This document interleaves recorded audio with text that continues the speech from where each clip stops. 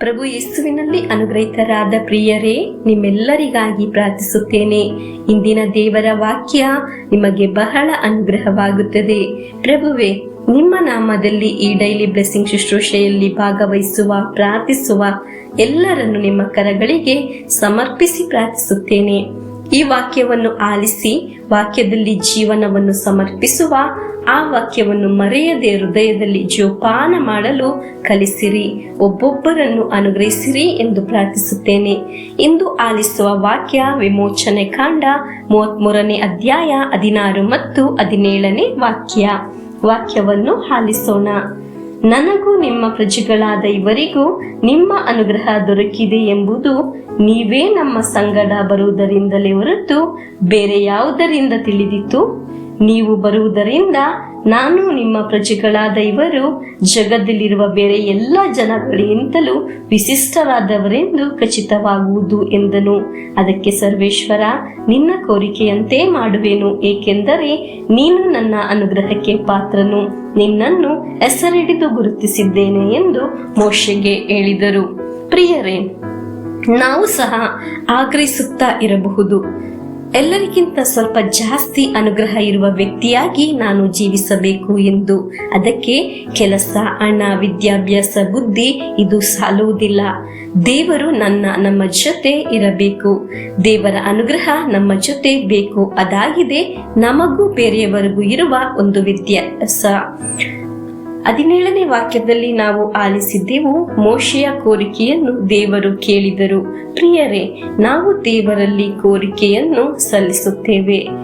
ಸುಮ್ಮನೆ ಅಲ್ಲ, ಪ್ರಾರ್ಥನೆಯಲ್ಲಿ ಕೋರಿಕೆಯನ್ನು ಸಲ್ಲಿಸಬೇಕು, ವಿಶ್ವಾಸದಲ್ಲಿ ಕೋರಿಕೆಯನ್ನು ಸಲ್ಲಿಸಬೇಕು. ಅದು ಅನುಗ್ರಹವಾಗಿ ನಿಮ್ಮ ಜೀವನವನ್ನು ಬದಲಾಯಿಸುತ್ತದೆ. ಮೋಶೆಯಲ್ಲಿ ದೇವರು ಹೇಳಿದ್ದು ಗಮನಿಸಿದ್ದೀರಾ? ನೀನು ನನ್ನ ಅನುಗ್ರಹಕ್ಕೆ ಪಾತ್ರನು, ನಿನ್ನನ್ನು ಹೆಸರಿಡಿದು ಗುರುತಿಸಿದ್ದೇನೆ ಎಂದು. ನಮಗೆ ಒಬ್ಬರ ಬಗ್ಗೆ ಗೊತ್ತಿರುವುದು, ಒಬ್ಬರ ಬಗ್ಗೆ ಚೆನ್ನಾಗಿ ಗೊತ್ತಿರುವುದು ಎರಡು ಬೇರೆ ಬೇರೆಯಾಗಿದೆ. ನಮಗೆ ಅನೇಕರನ್ನು ತಿಳಿದಿದೆ, ಆದರೆ ಅವರನ್ನು, ಅವರ ಒಳಗೆ ಇರುವುದನ್ನು ನಮಗೆ ಅರ್ಥ ಮಾಡಿಕೊಳ್ಳಲು ಸಾಧ್ಯವಿಲ್ಲ. ಆದರೆ ನಮ್ಮ ಬಗ್ಗೆ ಚೆನ್ನಾಗಿ ಗೊತ್ತಿರುವ ದೇವರು ಇದ್ದಾರೆ. ನಮ್ಮ ದೇವರು ನಮ್ಮನ್ನು, ನಮ್ಮ ಕುಟುಂಬವನ್ನು, ನಮ್ಮ ನೋವನ್ನು, ನಮ್ಮ ಸಮಸ್ಯೆಯನ್ನು ಎಲ್ಲ ನಮ್ಮ ದೇವರಿಗೆ ಚೆನ್ನಾಗಿ ಗೊತ್ತಿದೆ.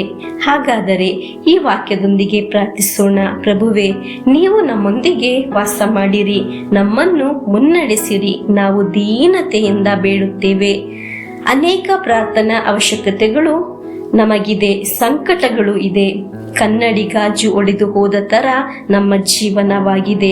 ನೆಲದಲ್ಲಿ ಬಿದ್ದವರು ನಾವು, ನಾಳೆ ಏನು ಮಾಡುವುದು ಎಂದು ಯೋಚಿಸಿ ಭಯದಿಂದ ಇರುವವರು ನಾವು. ಪ್ರಭುವೇ, ನಾವು ಪ್ರಾರ್ಥನೆಯಲ್ಲಿ ಯಾಚಿಸಿದ ಒಂದು ಕಾರ್ಯವನ್ನು ಸಹ ತಳ್ಳಿಬಿಡಬೇಡಿರಿ, ಸಾಧಿಸಿಕೊಡಿರಿ ಎಂದು ಈ ವಿಶ್ವಾಸಿಗಳಿಗಾಗಿ ಈ ಶುಶ್ರೂಷೆಯಲ್ಲಿ ಪ್ರಾರ್ಥಿಸುತ್ತೇನೆ.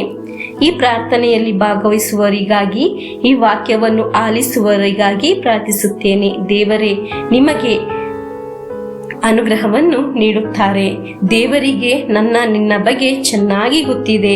ನಿಮ್ಮ ಮನೆಯಲ್ಲಿ ಇರುವ ನಿಮ್ಮ ಆತ್ಮೀಯರಿಗೆ ಸಹ ನಿಮ್ಮ ಬಗ್ಗೆ ಸಂಪೂರ್ಣವಾಗಿ ಗೊತ್ತಿರುವುದಿಲ್ಲ, ಆದರೆ ದೇವರಿಗೆ ನಿಮ್ಮನ್ನು ಚೆನ್ನಾಗಿ ಗೊತ್ತಿದೆ. ಪ್ರಿಯರೇ, ನಿಮಗಾಗಿ ಪ್ರತ್ಯೇಕವಾಗಿ ಪ್ರಾರ್ಥಿಸುತ್ತೇನೆ.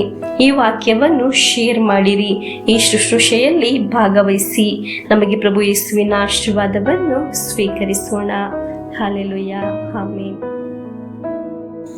ನಮ್ಮ ಪ್ರಭು ಯೇಸುಕ್ರಿಸ್ತರ ವರಪ್ರಸಾದವು, ದೇವರ ಪ್ರೀತಿಯು, ಪವಿತ್ರಾತ್ಮರ ಅನ್ಯೋನ್ಯತೆಯು ನಮ್ಮೊಡನೆ ಇರಲಿ.